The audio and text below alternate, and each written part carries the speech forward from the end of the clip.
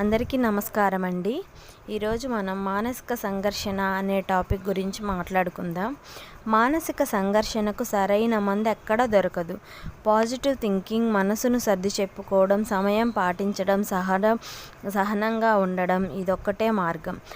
పర్థం లేని విషయాలను మనసుకు తీసుకొని బాధపడడం సమంజసం కాదు. జీవితం ఆటుపోటుల సముద్రం, ఎవరికి వడ్డించిన విస్తరి కాదు. సమస్య వలలో చిక్కుకున్న మనిషి ఆలోచనతో, వివేకంతో వాటిని ఛేదించి బయటకు రాగలగాలి.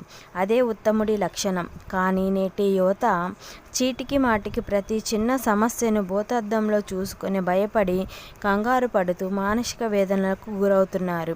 పరిపాటైపోయింది. మార్కులు తక్కువ వచ్చాయని, ఉపాధ్యాయులు గద్దించారని, తల్లిదండ్రులు కోప్పడ్డారని తీవ్రంగా ఆలోచించి కృంగిపోయి ఆత్మహత్యకు చేసుకుంటున్నారు. ఎందుకు జరుగుతుంది ఇదంతా? ఒక్క క్షణం ఆలోచిస్తే మనిషికి మధ్య జరుగుతున్న సంఘర్షణ, బాధల్ని జీర్ణించుకోలేక మనసుతో చెలరేగే ఆందోళనను, అలజడులను సద్దుమణిగించుకోలేక సతమతమయ్యే స్థితి నుండి యువత బయటపడాలంటే సహనం కావాలి. ప్రేమించిన వ్యక్తి కాదన్నాడని, వస్తున్న టైంకి రానప్పుడు, చేస్తానన్న టైంకి ఫోన్ చేయనప్పుడు, కనిపిస్తానన్న సమయంలో కనిపించినప్పుడు టెన్షన్ మొదలవుతుంది. నిద్ర రాదు. కంగారు, చిరాకు, ఆందోళన, మానసిక ఒత్తిడి, కోపం తోడవుతాయి. ఇవన్నీ చికాకు పుట్టిస్తాయి. నిలకడగా ఉండనియ్యవు. స్థిమితంగా ఆలోచించనియ్యవు. ఏ పని చేయనియ్యవు. ఈ సమయంలో మనసు కుదుట పడడానికి మద్యానికి చేరువవుతారు. సిగరెట్ కాలుస్తారు. అబ్బాయిలే కాదు, అమ్మాయిలది ఇదే పరిస్థితి. ప్రేమించిన అమ్మాయి కాదని వెళ్ళిపోయిందని సిగరెట్లతో ఒంటిపైన కాల్చుకొని బ్లేడుతో ఘాట్లు పెట్టుకోవడం వంటి పైశాచిక కృత్యాలు చేయడానికి కూడా వెనుకాడట్లేదు కొందరు.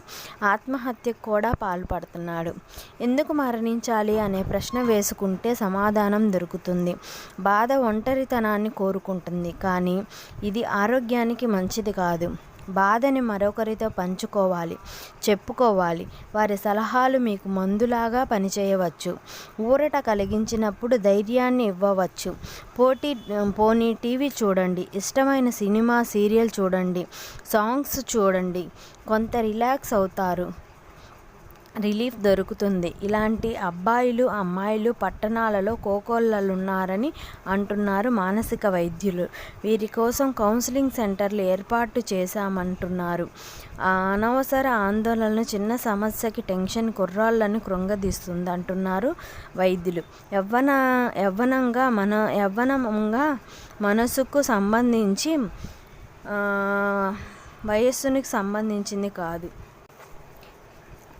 వయసుకు సంబంధించింది కాదు. ఈ కోణంలో ప్రయత్నిస్తే బాధలు, కష్టాలు, నష్టాలు, దుఃఖాలు, అపజయాలు, విరోధాలు, భేదాలు ఇవన్నీ మన ప్రవర్తనతో ముడిపడి ఉంటాయి. మనిషి ఆలోచన సరళాన్ని బట్టి, చేస్తున్న పనులను బట్టి తయారవుతుంది. సమస్య వచ్చినప్పుడు సమయానుకూలంతో మెలగాలి.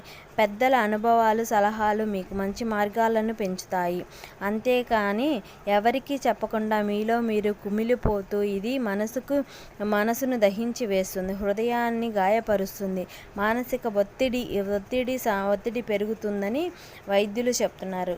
అందుకే మనం మన సమస్యలను ఎదుటి మనిషితో